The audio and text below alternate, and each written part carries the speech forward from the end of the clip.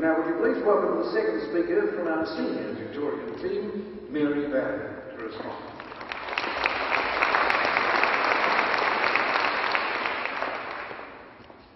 Right, so the opposition here thinks it's all a big fallacy, huh? So why are we all here having this big debate about whether seniors should earn respect or not? Well, I'm going to talk about earning respect throughout your whole life and not just as an elderly person. I was appointed to my first CEO job in my early 30s, replacing a gentleman who was retiring. Following the first board meeting, I asked the chairman if there was any feedback. And he said to me, they all said, she's very young. Well, as a younger person, I knew there and then, in our society, I had to earn their respect if I was going to be successful in my role. So moving forward to 2006, I was appointed the inaugural CEO of the Victorian State Emergency Service.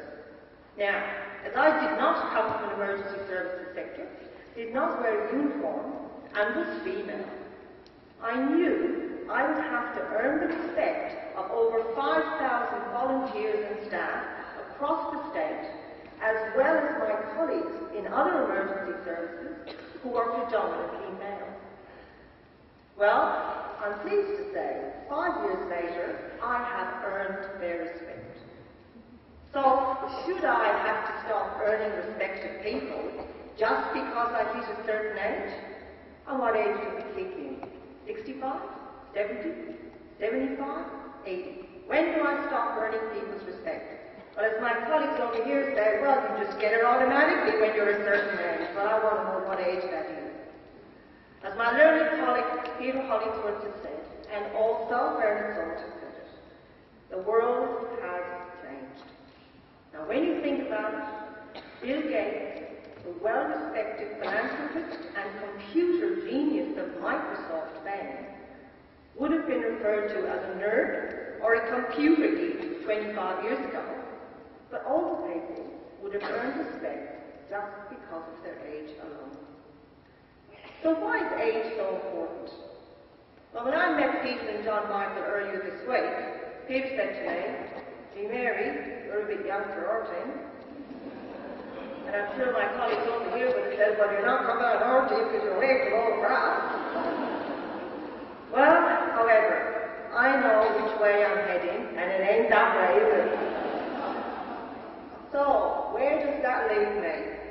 Well, to some in the community, I am young over here, and to others, I am probably really old. But more importantly, to society as a whole, I am seen as earning money, contributing to the economy, and paying my way, which means I am well respected, of course. But nobody really cares how old I am, because it's irrelevant. But what happens when I go down the track and decide to do the big R word? Retire. Well, I can just hear it now. My colleagues over here are saying, and of course many others, oh no, now we'll have to pay away while she sits at home and does volunteering work at the hospital or Meals and Wheels or whatever those oldies do. Collects her weekly pension, gets concession on public transport and her utility bills. Oh, what a waste. Now, what if she gets sick and needs care? How much is that going to cost us? Well, at that stage of my life, instead of having an underlying body of respect, which these people say I should have, I would be faced with not only having to continue to earn the respect of people, which I have no problem with, but I would be trying to do it in a society that no longer values my contribution, sees me as a burden and as a do-gooder, and not really contributing to the economy, despite my 15 to 20 hours volunteer work each week. Earning respect is fine when you have a level playing field, where, for example, volunteer work, the vast majority of which is done in our community by older people, is valued equally with paid work. Mind you, when a big SDS volunteer shows up at 2 a.m. in the morning to tarp somebody's roof in a storm at no cost, they don't really care whether the volunteer is 18 or 80. And it's at that point in time that SDS volunteers earn the respect of that householder, because prior to that, they had no idea of the value SES volunteers bring to our community 365 days of the year. So it's all about me and what can you do for me. I believe that older people are more than willing to earn respect rather than have it given to them just because of their age. But this is extremely challenging and difficult in today's society, where they are not valued and generally seen as a burden. So are there any positives on this horizon?